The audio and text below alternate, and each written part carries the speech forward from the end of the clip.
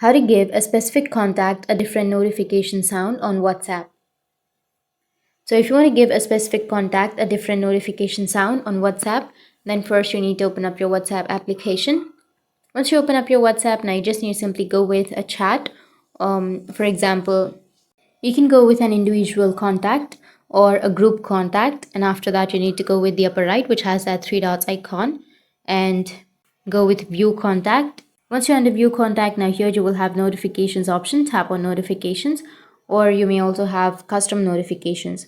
So you just need to simply go with notifications, and under that you can go with notification tone, and you can select another notification that you would like to set, and then go with OK, which is on the bottom right.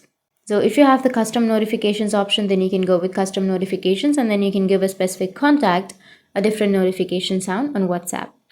So that's it, and if you have any questions, feel free to comment below. Thanks for watching.